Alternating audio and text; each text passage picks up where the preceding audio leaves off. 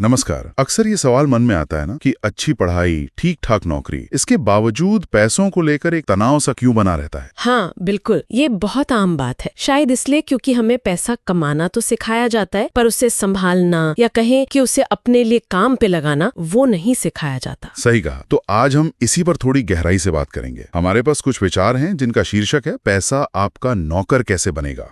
और देखिए, इस चर्चा का मिशन सीधा सा है, 3 जरूरी बातें समझना: पैसा कमाना, पैसा बचाना और पैसा बढ़ाना। बिल्कुल, 3 स्तंभ। हाँ ठीक है, तो इसे खोलकर समझते हैं। सबसे पहली सीढ़ी है पैसा कमाना। हाँ। अब देखिए, इन दस्तावेजों के हिसाब से आज के टाइम में सिर्फ एक सैलरी पर टिके रहना वो थोड़ा जोखिम भरा हो सकता है। हाँ, ये बात तो है। तो जोर इस बात पर है कि कमाई के कई रास्ते बनाए जाएं, एक्टिव भी और पैसिव भी। एक्टिव और पैसिव दोनों? अच्छा। जैसे कुछ उदाहरण दिए हैं, मान लीजिए कोई पढ़ रहा है तो साथ में फ्रीलांसिंग कर ले, जैसे लेखन, एडिटिंग या ग्राफिक डिजाइन।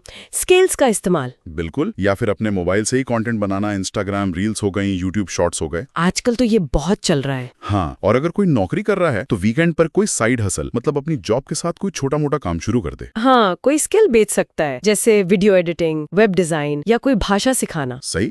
और देखिए, ये आइडियाज ये भी मानते हैं कि शुरुआत में कमाई शायद कम लगे। हाँ, वो तो होता ही है। पर अगर आप सीखते रहें, मेहनत करते रहें तो ये जरूर बढ़ेगी। और यहाँ एक दिलचस्प बात ये भी है कि कमाई के अलग अलग स्रोत क्यों जरूरी है। ये सिर्फ पैसों की सुरक्षा के लिए नहीं है। अच्छा। हाँ, जैसा इन विचारों में बताया गया है, ये जो जॉब मार्केट बदल रहा है ना तेजी से, उसमें टिके रहने और अपनी शर्तों पर आगे बढ़ने के लिए भी बहुत जरूरी है। मतलब फ्यूचर प्रूफिंग एक तरह से। बिल्कुल, भविष्य की अनिश्चितताओं के लिए खुद को तैयार करना। सही है। अच्छा, तो कमाना तो हो गया पहला कदम, पर इन लेखों में ना बचत को उससे भी ज्यादा जरूरी बताया गया है। हाँ, ये मैं भी मानती हूँ। एक आम गलती जो शायद हम सब करते हैं, सैलरी आई नहीं कि खर्चों की लिस्ट तैयार, नया महंगा फोन, बाहर खाना, ब्रांडेड कपड़े। बिल्कुल, वो इंस्टेंट ग्रेटिफिकेशन। हाँ, इसमें एक लाइन है जो सोचने पे मजबूर करती है: कमाई तुम्हारी अमीरी नहीं बताती, बचत बताती है। वाह, ये बहुत गहरी बात है ना?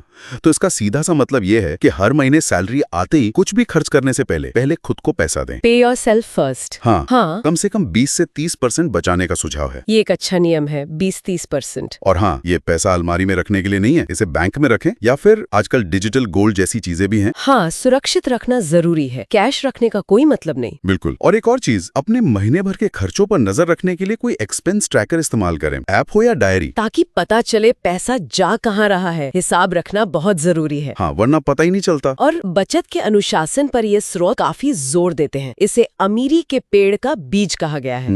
अगर हम इसे बड़ी तस्वीर में देखें तो ये जो नियमित बचत है ना, यही लंबे समय की आर्थिक स्थिरता की नींव है। सही बात है। बिना बीज के पेड़ कैसे उगेगा? बिल्कुल, ये सिर्फ पैसा जमा करना नहीं है, ये एक सोच बनाने की बात है, भविष्य को प्राथमिकता देने की। बिल्कुल सही कहा।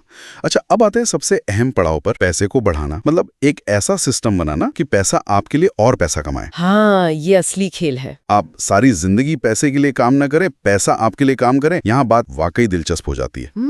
तो स्रोत इसके लिए 2 मुख्य रास्ते सुझाते हैं। पहला है निवेश, इन्वेस्टमेंट। हाँ, जैसे SIP के जरिए म्यूचुअल फंड में लगाना या इंडेक्स फंड, PPF, FD, ये सब जाने का जाने नाम है। हाँ, ये तरीके काफी पॉपुलर हैं। और स्रोत एक अंदाजा भी देते हैं कि अगर आप सब्र रखें और सही जगह निवेश करें तो हर 100 रुपया 10 साल में 300 से 500 रुपए या शायद उससे ज्यादा भी बन सकता है। हाँ, वो कंपाउंडिंग की वजह से, पावर ऑफ कंपाउंडिंग। बिल्कुल। और दूसरा तरीका जो उतना ही जरूरी माना गया है वो है खुद की स्किल्स में निवेश करना, अपनी काबिलियत बढ़ाना। हाँ, सुझाव है कि हर 3 महीने में कोई नई स्किल सीखने का टारगेट रखें, खासकर इस डिजिटल दुनिया में जहाँ सब कुछ इतनी तेजी से बदल रहा है। खुद को अपग्रेड करते रहना बहुत जरूरी है। ये स्किल्स ही तो आगे कमाई के नए दरवाजे खोलेंगी। बिल्कुल। निवेश में कंपाउंडिंग, यानी वो जो चक्रवृद्धि ब्याज की ताकत है, वो तो कमाल की है। आपका पैसा और उस पर कमाया ब्याज दोनों मिलकर और कमाते हैं। हाँ, वो पैसा पैसे को खींचता है वाली बात। हाँ बिल्कुल। और जहाँ तक स्किल की बात है, जैसा कि स्रोत इशारा करते हैं, स्किल एक ऐसी संपत्ति है जिसका मूल्य समय के साथ अक्सर बढ़ता है, घटता नहीं। ये बहुत अच्छा पॉइंट है। ये आपको लगातार मौके देती है। तो ये बातें हमें सोचने पर मजबूर करती हैं कि हम कैसे इन दोनों चीजों का, निवेश और स्किल डेवलपमेंट का सही संतुलन बना सकते हैं अपनी संपत्ति बनाने के लिए।